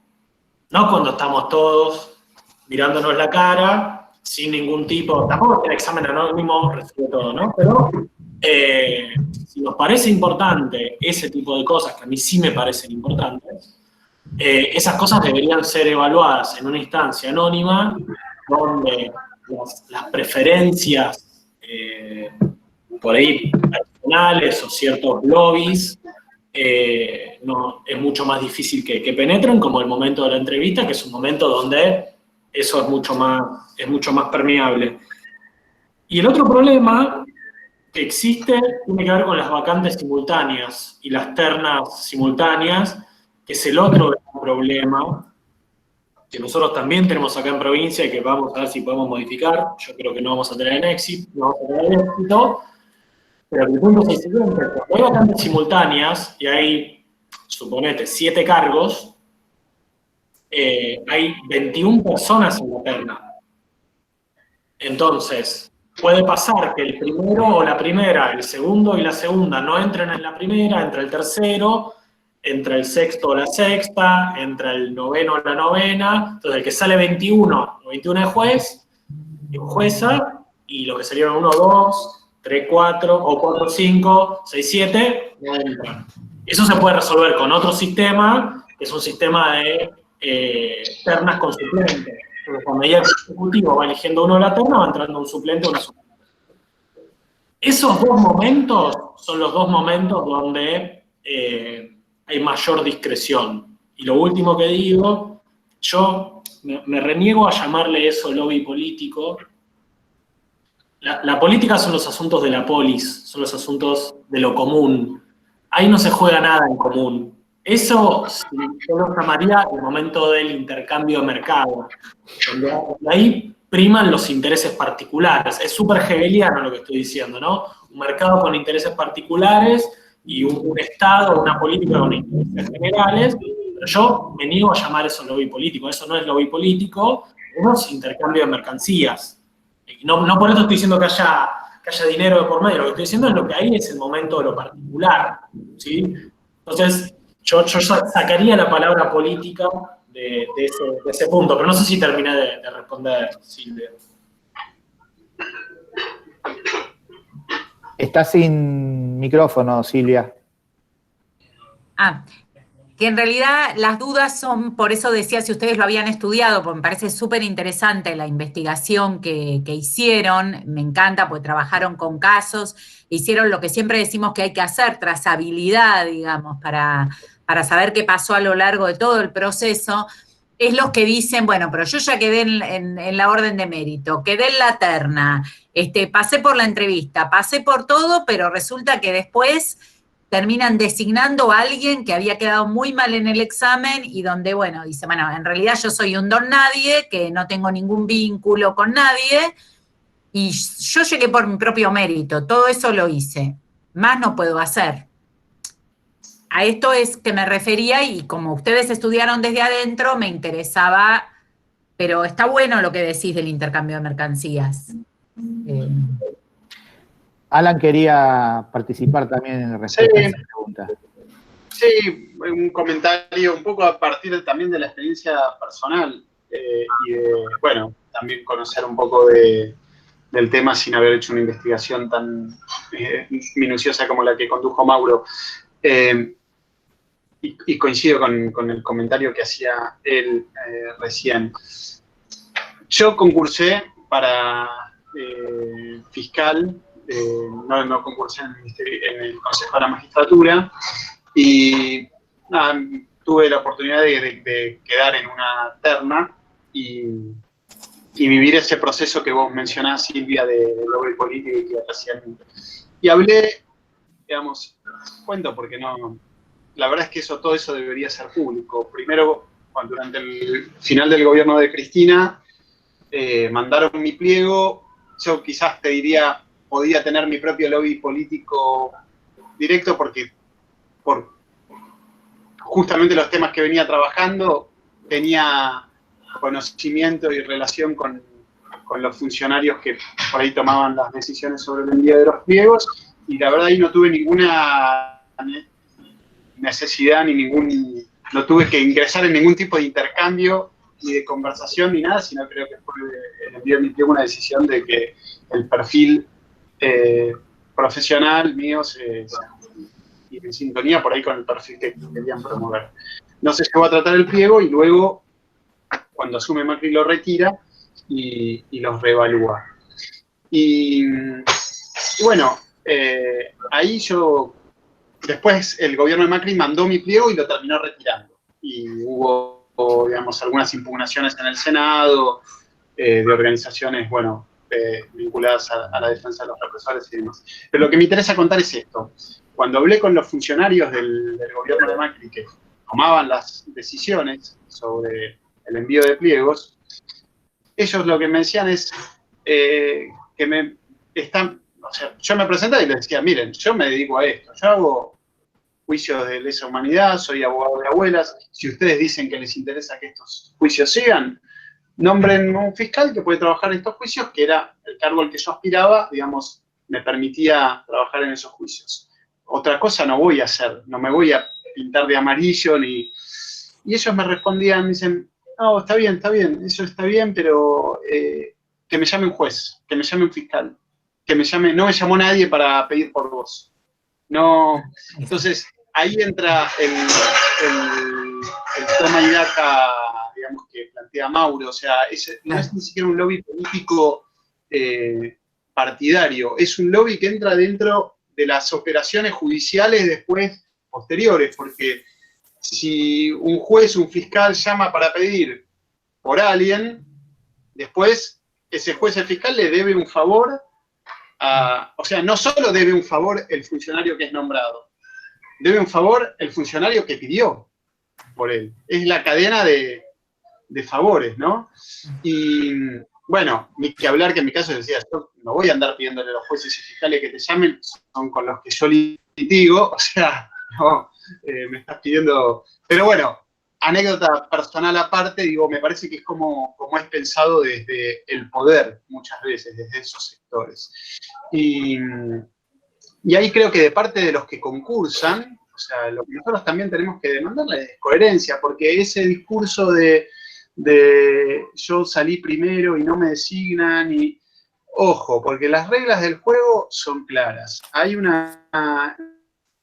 ámbito de decisión que es político, o sea, hay un filtro profesional, más o menos discutible con los exámenes, pero después todos saben a los que se atienen. Y ahí me parece que lo que tenemos que exigirle a los que se someten a esos concursos, no sé cómo se evalúa, pero digo, como sociedad, es coherencia en el proceso y en el actuar. Y vos sabés que pueden no elegirte o elegirte. El tema es qué estás dispuesto vos a hacer para que te elijan, si estás dispuesto a transformarte o no. Bueno, quienes no estamos dispuestos, no accedemos a la magistratura, en la mayoría de los casos, no es lo más grave que nos puede pasar en la vida. Y quienes sí están dispuestos, muchos allí están. Y esto, pues, cierro con esto, digo, el fiscal Delgado hace poco que también publicó un libro sobre estos temas, sí, decía, y yo también lo vi con gente amiga, conocida, querida, que es un proceso que transforma a la gente, el de los procesos de designación. Mucha gente que uno diría comprometida, que después de pasar en ese proceso termina debiendo favores. Entonces, hay algo ahí de complejo, de que después terminan condicionados. ¿Cuál es la solución? No la sé, porque tampoco me gustan los enfoques meramente meritocráticos, por así decirlo, o tecnocráticos, y en esto seguro coincidiremos con Mauro, que el perfil de los jueces y fiscales y el derecho, digamos, no puede, no es tan fácil decir lo mido en un examen. Digo, hay política detrás de cada pregunta que se hace en un examen, como él bien expuso. Y creo que quizás lo mejor es transparentar más todos esos procesos. Perdón, me metí en la pregunta de Mauro y tomé más tiempo que... Gracias. Permiso, Silvia, excelente, pero andamos con unos tiempos acotados. De la respuesta que dio tanto Mauro como Alan, incluyo una pregunta que envía otro participante que dice, ¿qué opinión tenés, Mauro, sobre el mecanismo de selección dentro del Ministerio Público Fiscal y el Ministerio Público de la Defensa, que tienen valoración de antecedentes pero sin entrevista?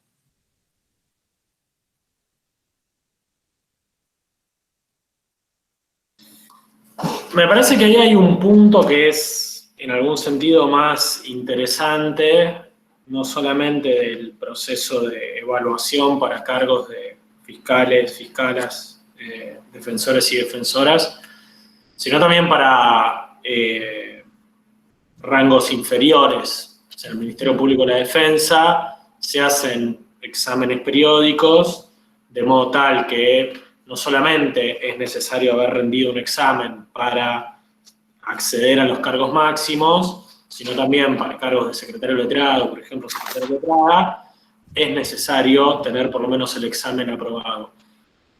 Ese esquema a mí me parece más interesante, en algún sentido. Lo que me resulta menos interesante es que sea la propia burocracia la que se evalúa a sí mismo. A mí ese me parece que es un problema de endogamia que no podemos tolerar. O sea, un propio poder no puede crear sus propias variables con la cual evaluarse. Entonces, a mí me parece que en el caso del Ministerio Público hay un punto que es a favor, que es la idea que, digamos, que el ingreso que no es democrático, es tirando a meritocrático. Porque ingreso democrático es que cualquiera puede entrar. No entra cualquiera. Porque los recorridos, las historias personales hacen que no cualquiera pueda ingresar al Ministerio Público.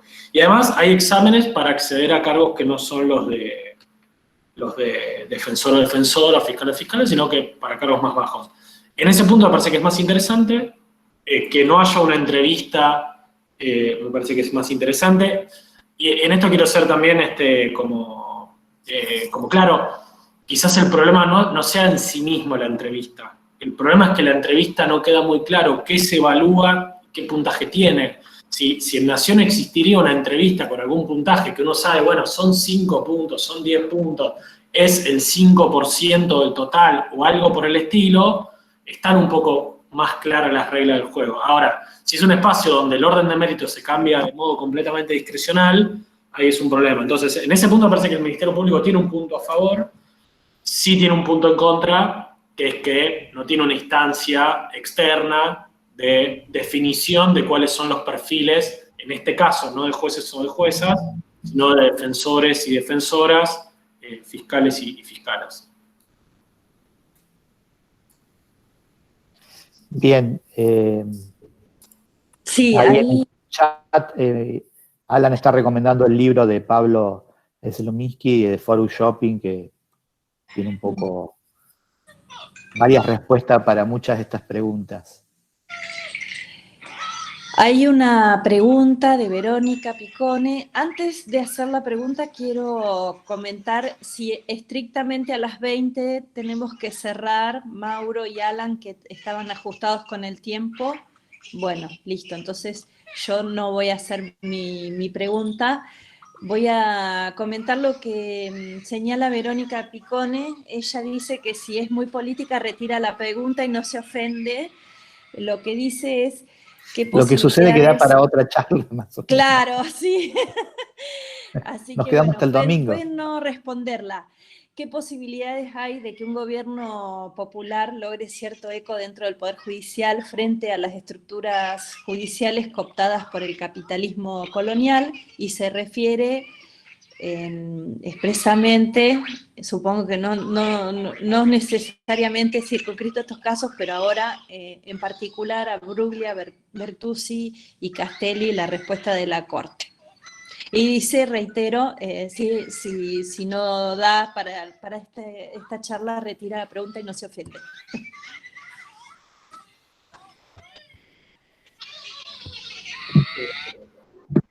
¿Y para quién es la pregunta? Por ahí, Anita, Para que quien no, la quiera contestar. iniciar.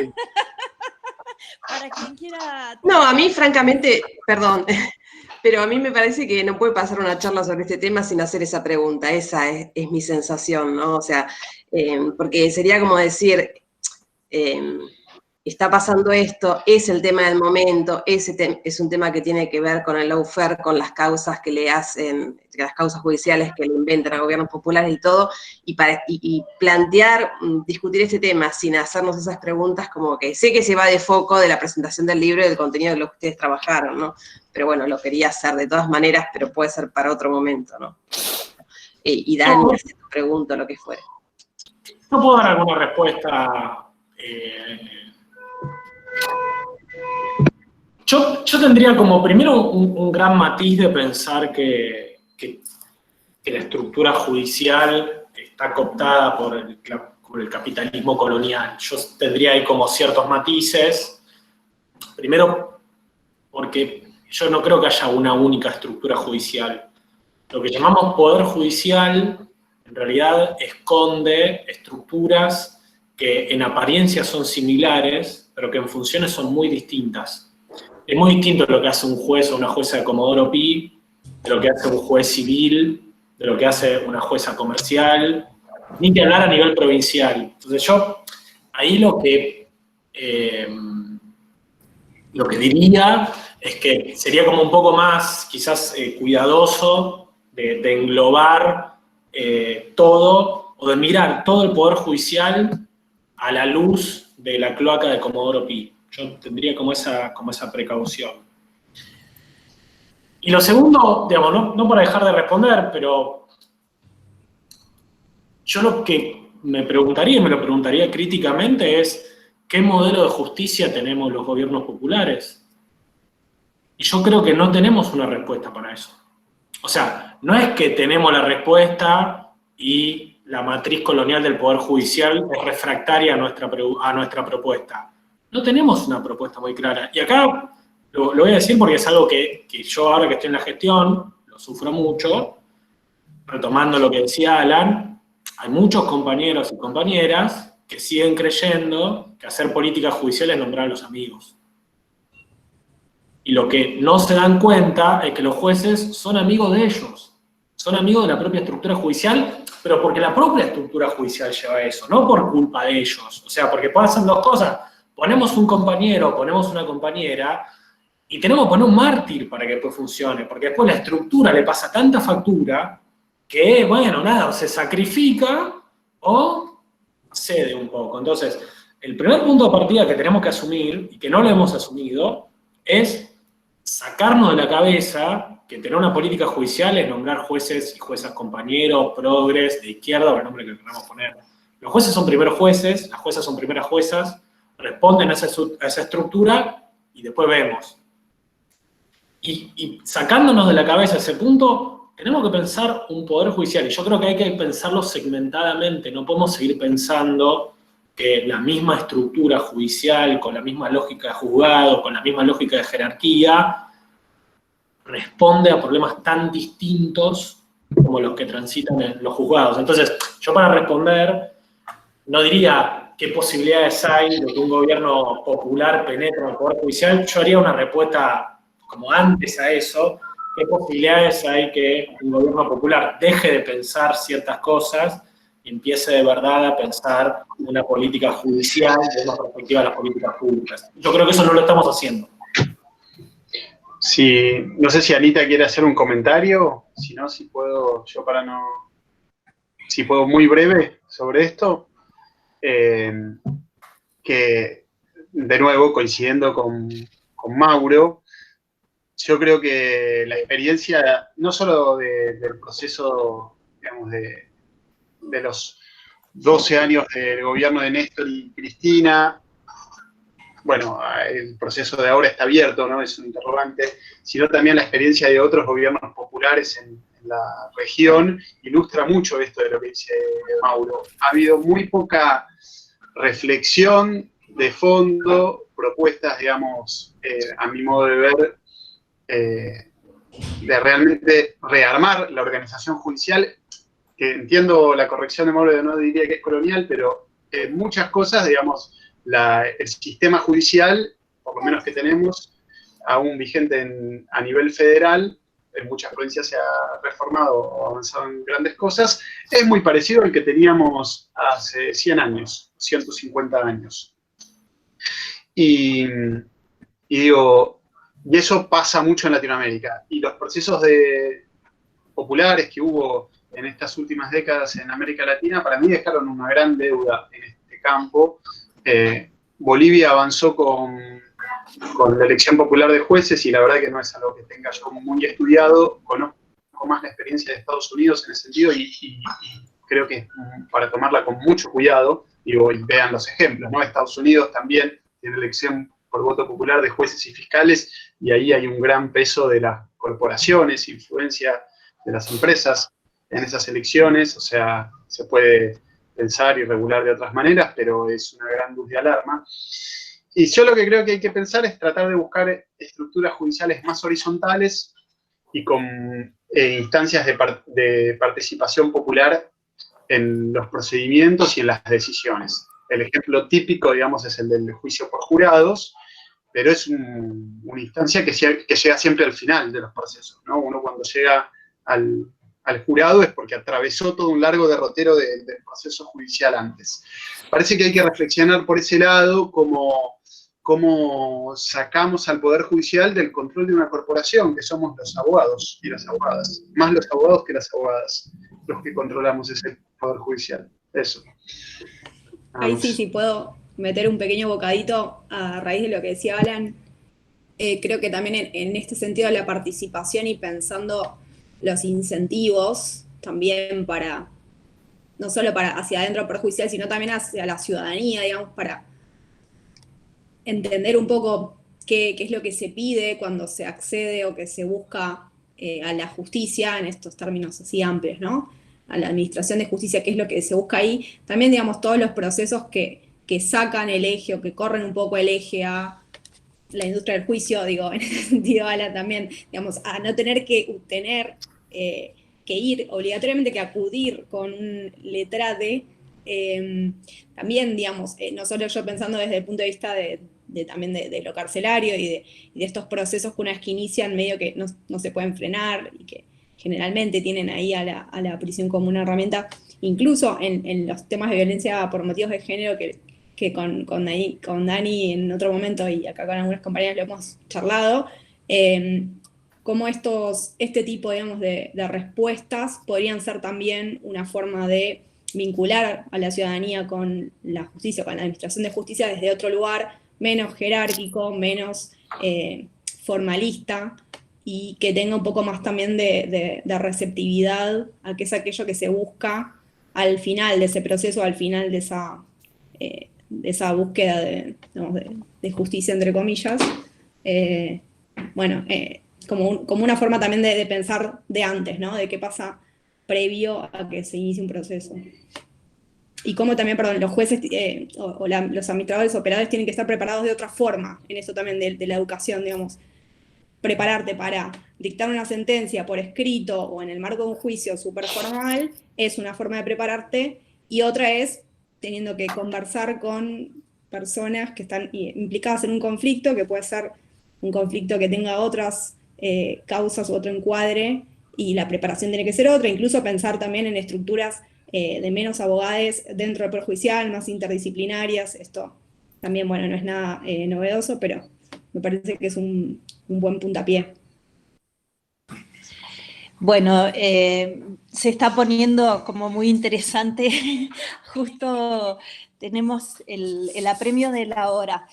Yo les felicito, la verdad que estoy muy orgullosa de que hayan querido compartir con nosotras este ratito de la tarde, y tal vez sí el comentario, y seguramente estarán pensando en esto y dará lugar a otras investigaciones y a otras propuestas. Lo que les quería comentar es que en el libro, no lo leí todo, la verdad, pero lo hojeé bastante y encontré que justamente el tema de la reforma judicial, supongo que estratégicamente se incluyó un poco tema respecto de la reforma, y hay un artículo específico, el de los nuevos desafíos del Ministerio Público Fiscal.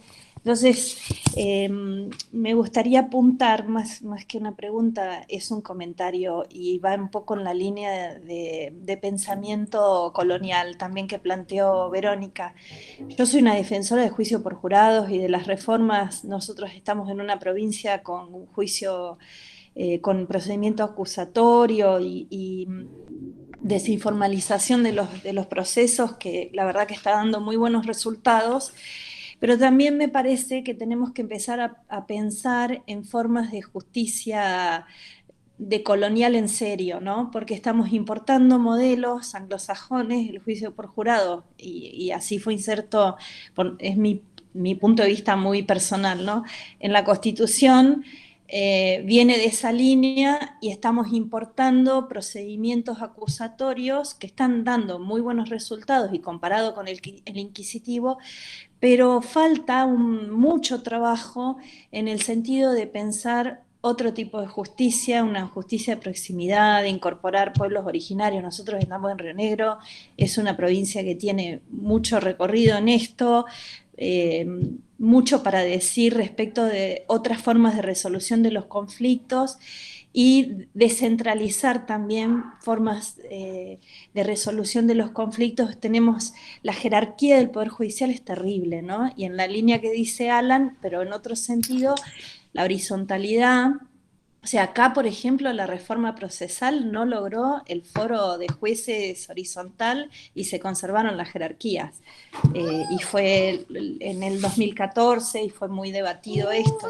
Digo, hay mucho trabajo por hacer de democratización del Poder Judicial y de encontrar formas de resolución de conflictos más democráticas. Así que supongo que estarán pensando en parte en estas cuestiones. Da para otra charla. Sí, el trabajo de Máximo, lo he leído mucho, lo conozco a Maxi, fuimos contemporáneos en la Universidad de Buenos Aires, ahora hace muchos años que no lo veo, sé que cada tanto viene y lo leo, sí. Así que bueno, no sé si Lila quiere agregar algo más. Yo, muchas gracias, un placer enorme y quedamos en contacto.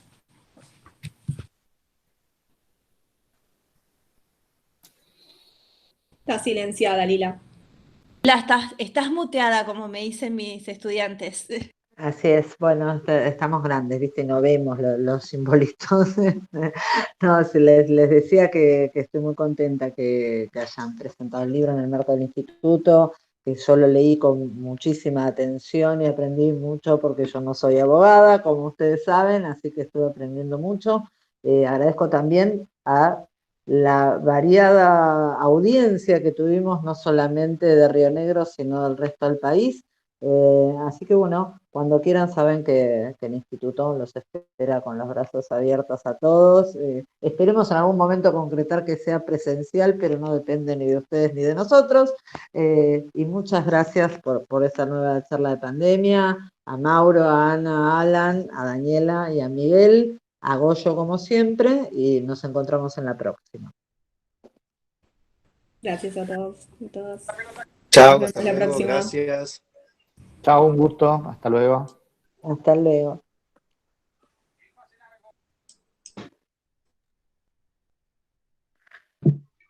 Chao, muchas gracias. A disposición para otra. Chao.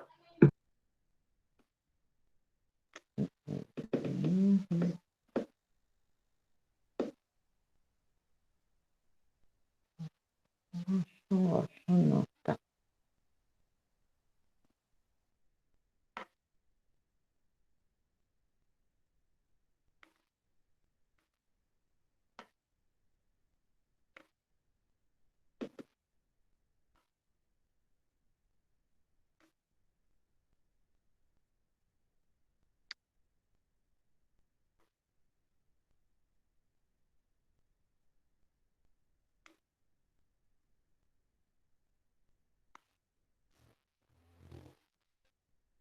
No, otra vez.